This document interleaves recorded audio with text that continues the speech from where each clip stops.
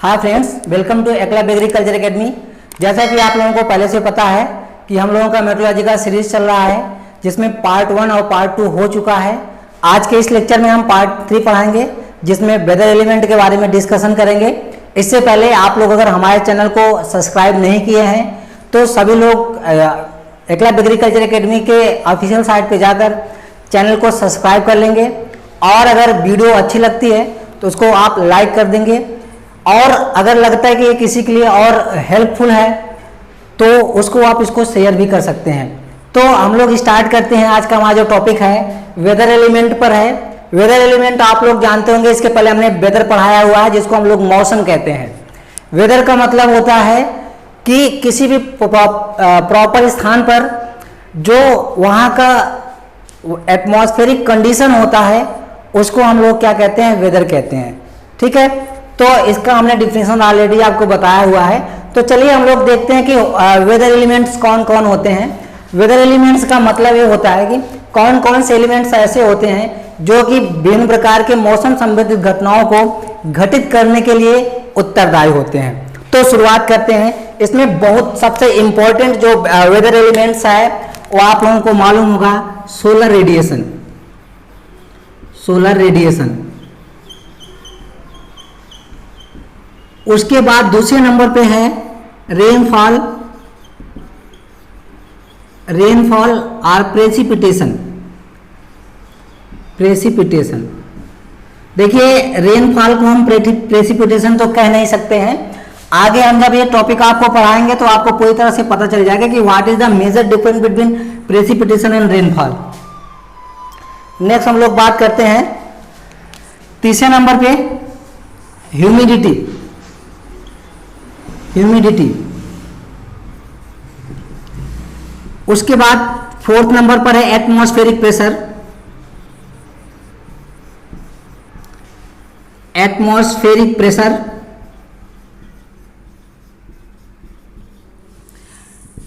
Air temperature and wind.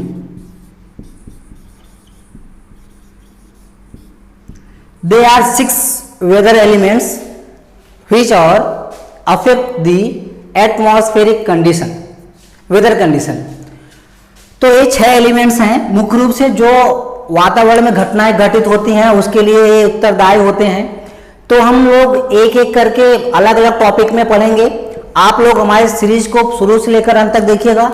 जो बच्चे ऐसे हैं जो अभी हाल ही में लेक्चर को ज्वाइन किए हैं, यूट्यूब चैनल को ज्वाइन किए हैं, सब्सक्राइब किए हैं, तो सबसे पहले पार्ट 1 पे जाएंगे मेट्रोलॉजी के, उसके बाद पार्ट 2 पे, फिर पार्ट 3, इस तरह से पढ़ेंगे तो उनको सारी चीज़ें अच्छे से समझ में आएगी। तो आज की इस टॉपिक में हम किसकी बात करेंगे, सोलर रेडिएशन की बात करेंगे। किसकी बात करेंगे, सोलर रेडिएशन की। देखिए सोलर रेडिएशन पढ़ना क्यों जरूरी है उस पर हम लोग थोड़ा सा डिस्कशन करते हैं। Sun is the main source of solar radiation on the earth. Sun is the main source of solar radiation on this earth. इसको आप याद रखेंगे। मीन्स जो सोलर एनर्जी होती है, सोलर एनर्जी का जो मेन सोर्स है वो क्या है, आपका सन है। ठीक है, सन है ना। ये जो सोलर एनर्जी जितने भी फाइटोकेमिकल्स या फोटोकेमिकल्स भी कह सकते हैं, फोटोकेमिकल प्रोसेस होता है, फोटोकेमिकल प्रोसेस, जो जितने भी फोटोकेमिकल प्रोसेस होते हैं कहाँ पे, एटमॉस्फेयर में और ऑन द ग्राउंड सरफेस, उस सभी के लिए कौन उत्तरदायी है, सन है, या फिर सन का सोलर रेडिएशन है। आपको ये बात याद रखनी चाहिए। देखिए एक चीज और है, हम लोग थोड़ा सा यहाँ पे देखते हैं कि जो हमारा सन है, सपोज करिए ये सन है, ठीक है। अब यहाँ पे हमारा अर्थ सरफेस है, ये हमारा अर्थ सरफेस है, और यहाँ से यहाँ तक की जो दूरी है यहाँ पे हमारा एटमॉस्फेयर है। एटमॉस्फेयर, ठीक है भैया, ये एटमॉस्फेयर है। एटमॉस्फेयर ये हमारा अर्थ है। अर्थ को एटमॉस्फेयर चारों तरफ से घिरे हुए है। अब हम लोग बात करते हैं सोलर रेडिएशन किस तरह से एंट्री करता है और किस तरह से प्रभावित होता है। देखिए, एक होती है सोलर कांस्टेंट, एक वैल्यू होती है सोलर कांस्टेंट। उसको जानने से पहले हम देखते हैं कि जो सोलर रेडिएशन है वो जो है बिना किसी प्रकार के उसके क्वालिटी और क्वांटिटी में चेंज हुए स्पेस में कंटिन्यू आती है और हमारे एटमॉस्फेरिक जो लेयर है उस पर सबसे पहले टकराती है। तो इस तरह से मींस यहां पे आप एक पॉइंट लिख लेंगे, solar radiation move in atmosphere without change their quality and quantity, but quality and quantity of solar radiation is change in atmosphere. इसको आप समझ लीजिए। मींस जो सोलर रेडिएशन है, सोलर रेडिएशन की जो क्वालिटी है वह स्पेस में, ये हमारा स्पेस है, ठीक है भैया, स्पेस है, स्पेस में बिना अंतरिक्ष जिसको कहते हैं, स्पेस में जो सोलर रेडिएशन की क्वालिटी होगी वो किसी तरह से क्वालिटी और क्वांटिटी प्रभावित नहीं होगी। जो क्वालिटी और क्वांटिटी सन से रिलीज होगी, इमिट होगी, वही एटमॉस्फेरिक लेयर तक पहुंचेगी। उसके बाद जब एटमॉस्फेयर के लेयर पे आ जाएगा, जो कि हमारे पृथ्वी के सरफेस से 1600 किलोमीटर की हाइट पर है, वहां पे आने के बाद सोलर रेडिएशन की जो क्वालिटी होती है और क्वांटिटी होती है उसमें परिवर्तन हो जाता है। ठीक है, ये दोनों पॉइंट आप याद रखेंगे। अब बात है कि जो इनका मूव करने का, सोलर रेडिएशन मूव कैसे करते हैं, तो solar radiation move in the form of electromagnetic wave. Solar radiation move in the form of electromagnetic wave and in the form of photons. Means आपको देखिए, ये जो वेव्स इस तरह से होते हैं इनको हम क्या कहते हैं, इलेक्ट्रोमैग्नेटिक वेव कहते हैं।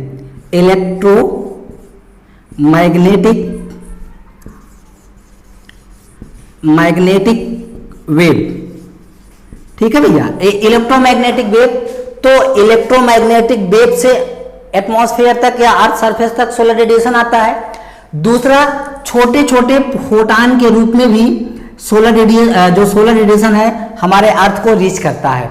तो दो तरह से सोलर रेडिएशन, 95% सोलर रेडिएशन आता है किस रूप में, इलेक्ट्रोमैग्नेटिक वेव के रूप में, more than 95%, less than 5% in the form of photons. ये भी आप याद रखेंगे, फोटान के रूप में केवल 5% या उससे कम आता है, और मोर देन 95% जो सोलर रेडिएशन है वो किस रूप में मिलता है, प्राप्त होता है, आता है, वो आता है आपके इलेक्ट्रोमैग्नेटिक वेव के रूप में। तो ये बात आपके समझ में आ गई होगी। अभी हाल ही में 2020 का यूपी कैडेट का एग्जाम हुआ था, उसमें एक क्वेश्चन पूछा गया था कि what is the solar constant. जो हमारे पूर्व के छात्र हैं, जो हमारे क्लास मेट्रोलॉजी की किए हुए हैं, उनको भली बात पता होगी और वो किए भी हैं, और ज़्यादातर बच्चे हमारे क्वालिफाई भी हुए हैं जो मेहनत किए थे। तो ये सब चीज़ें सुन के थोड़ा सा अच्छा लगता है। तो इस बात हम लोग अब किस पे बात करेंगे, सोलर कांस्टेंट पे बात करते हैं। What is this solar constant. Solar constant, सबसे पहले तो हम इसकी वैल्यू देखते हैं, उसी वैल्यू में और यूनिट में उसका डिफिनेशन मिलेगा। वैल्यू क्या है, 1.94 कैलोरी पर सेंटीमीटर स्क्वायर पर मिनट। ये ऑप्शन सही था, ठीक है। तो आप इसको याद रखेंगे कि सोलर कांस्टेंट की वैल्यू कितनी होती है, what is the actual value of solar constant. तो सोलर कांस्टेंट की जो वैल्यू होती है वो क्या है, 1.94 कैलोरी पर सेंटीमीटर स्क्वायर पर मिनट। अब इसी में इसका डिफिनेशन छुपा हुआ है। देखिए डिफिनेशन कैसे होगा कि सोलर एनर्जी 1 मिनट में 1 सेंटीमीटर स्क्वायर एरिया में जितनी मात्रा में फॉल होगा या मिलेगा, प्राप्त होगा, उसी को हम क्या कहेंगे, सोलर कांस्टेंट कहेंगे। Okay, falling of solar energy on the 1 centimetre square area in 1 minute is called solar constant. Okay, तो इसी में डिफिनेशन में छिपा हुआ है, तो आप इसको याद रखेंगे। ए इसकी CGS पैमाना यूनिट है, पूछा आता है एसआई यूनिट इसकी सोलर कांस्टेंट की क्या है, वाट पर मीटर स्क्वायर है। एसआई यूनिट क्या है, वाट पर मीटर स्क्वायर, ठीक है। तो इसको आप याद रखेंगे। तो हमें पूरा विश्वास है तो कि आप लोगों को जो सोलर रेडिएशन है उसके बारे में पता चल गया होगा किस तरह से होता है। Main source of solar radiation on the earth surface is also sun, on the atmosphere, in the atmosphere is also sun, okay. Solar energy को हम लोग 2-3 तरह से डिराइव करते हैं, आप लोग जानते होंगे। इवेपोरेशन होता है, फोटोसिंथेसिस होता है, इसके साथ साथ heating of air and heating of soil, एक किसके कारण होता है, सोलर रेडिएशन के कारण होता है। तो ये सोलर रेडिएशन का थोड़ा सा इंट्रोडक्शन था। अब हम लोग बात करते हैं फॉर्म ऑफ सोलर रेडिएशन की।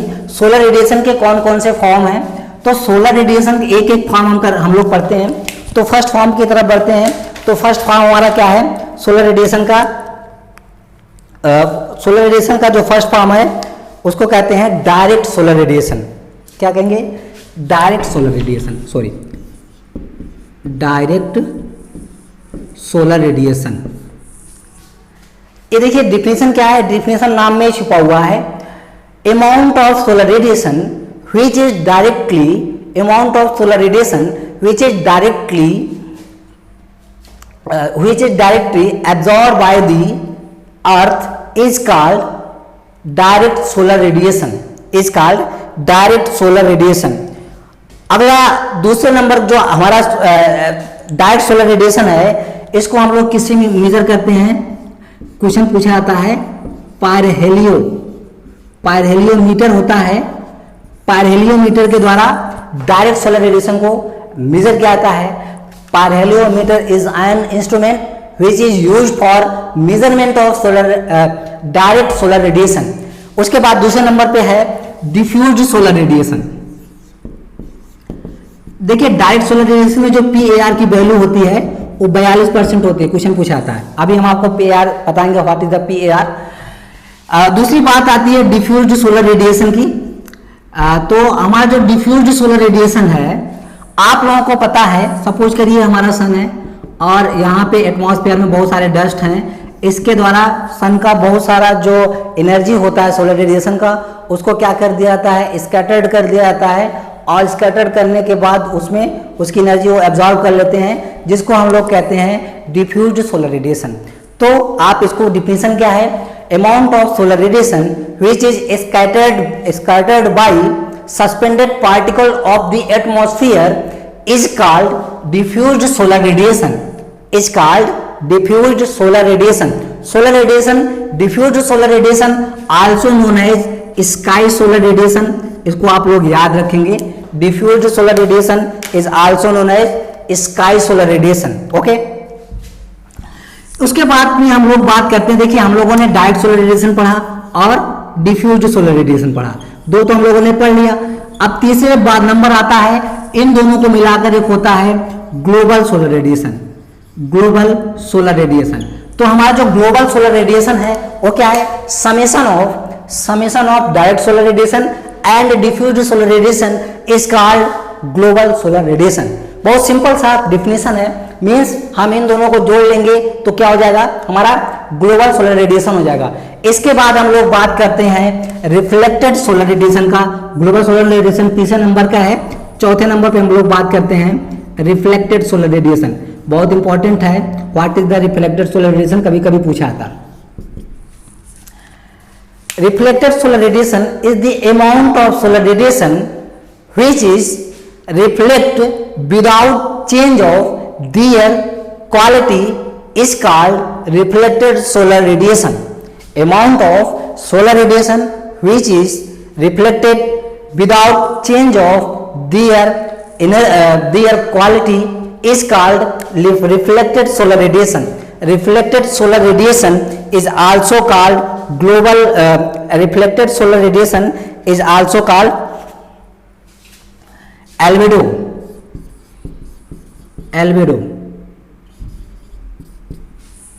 ठीक है, reflected solar radiation is also called albedo. तो एक क्वेश्चन कभी कभी पूछ लिया जाता है कि व्हाट इज द एल्बिडो, तो आप लोगों को पता होना चाहिए कि एल्बिडो होता क्या है। रिफ्लेक्टेड सोलर रेडिएशन जो है उसी को हम लोग एल्बिडो कहते हैं। आप इसको याद रखेंगे, कभी कभी क्वेश्चन पूछा जाता है कि व्हाट इज द एल्बिडो। तो एल्बिडो क्या है?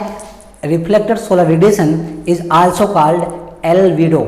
ठीक है, अब यहाँ पे आपको 2-3 पॉइंट बहुत इंपॉर्टेंट हैं जो जनरली पूछे जाते हैं, उस पर हम लोग डिस्कशन करते हैं। एल्बिडो वैल्यू पूछी जाती है, उस पर हम लोग बात करते हैं। देखिए, सबसे पहले तो आप याद रखिएगा, क्लाउड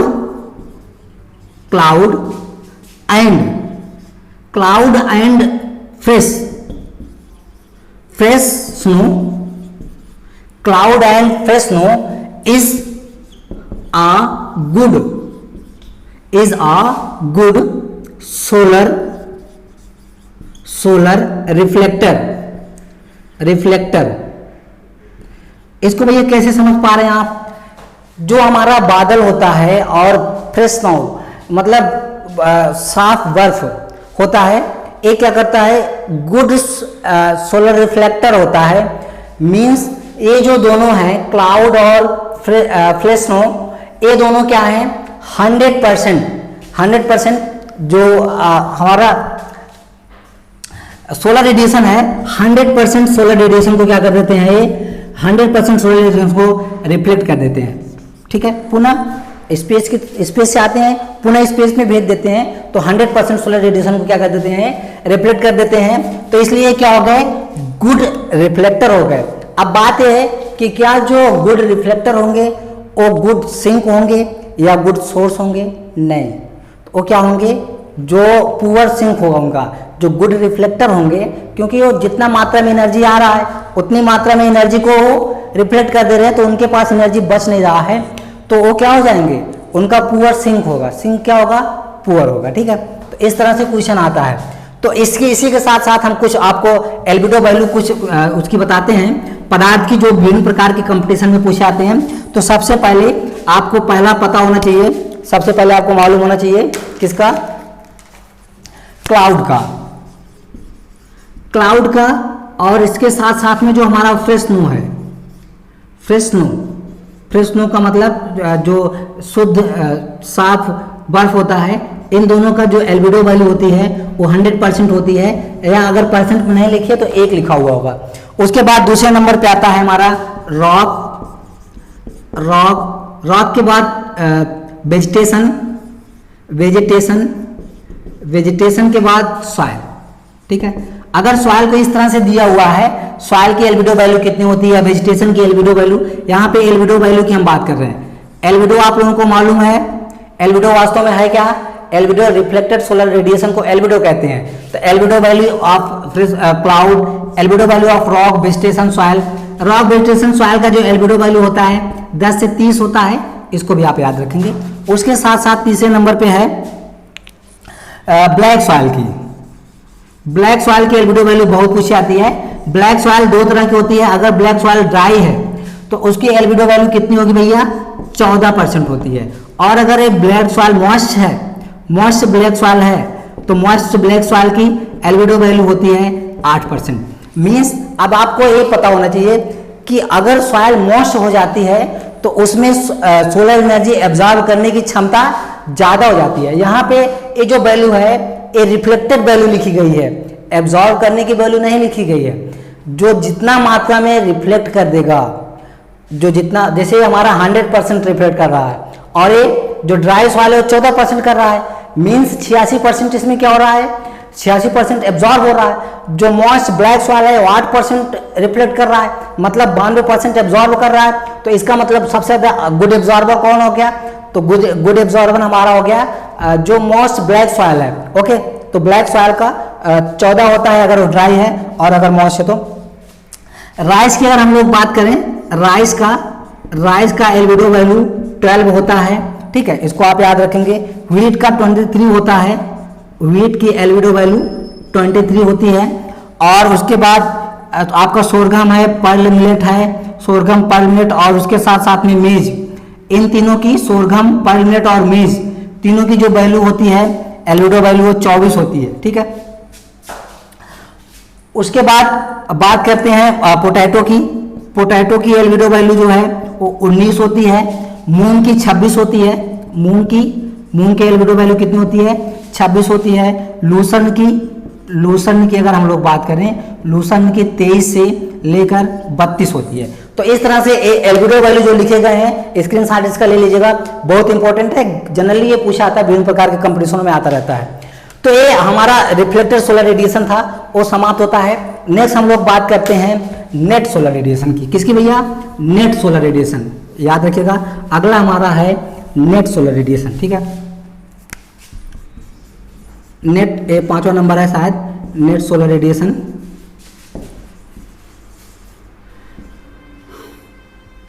नेट सोलर रेडिएशन, तो नेट सोलर रेडिएशन जो हमारा ग्लोबल सोलर रेडिएशन होता है, global solar radiation minus reflected solar radiation है ना, is equal to net solar radiation. तो आपको डिफिनेशन पता चल गया होगा कि जितनी मात्रा में solar radiation global solar radiation होता है, उसका जितनी मात्रा में रिफ्लेक्ट हो जाता है, कुल सोलर रेडिएशन का जितनी मात्रा में रिफ्लेक्ट हो जाता है उसको घटा देंगे, बचा हुआ जो वैल्यू होगा उसको हम क्या कहेंगे? नेट सोलर रेडिएशन कहेंगे। तो इसको आप याद रखेंगे कि नेट सोलर रेडिएशन है क्या, ये आप याद रखेंगे। उसके बाद है एक और thermal solar radiation, thermal solar radiation. Thermal solar radiation जो है वो अर्थ से संबंधित होता है। Solar radiation which is emitted by the earth is called thermal solar radiation. तो ये हमारे जो थे ये सोलर रेडिएशन के फॉर्म थे। अगले लेक्चर में हम आपको मेजरमेंट ऑफ सोलर रेडिएशन की बात करेंगे। आज के लेक्चर में बस इतना ही है। हमें आपको फिर से आग्रह करना है कि आप लोग अगर हमारे चैनल पर नए हैं तो चैनल को जरूर से जरूर सब्सक्राइब कर लीजिएगा, जिससे आपको हेल्पफुल वीडियो मिलते रहें। हाँ, और दूसरी बात, वीडियो को बिना पॉज किए कंटिन्यू देखा करिए, नहीं तो फिर आपको कोई चीज़ समझ में नहीं आएगी। जो लोग हमारे पीछे के लेक्चर नहीं पढ़े हैं, लेक्चर नंबर इस सीरीज का 1-2 उसको पहले पढ़ लेंगे, फिर तीसरी सीरीज पढ़ेंगे। आज के लिए बस इतना ही है। धन्यवाद।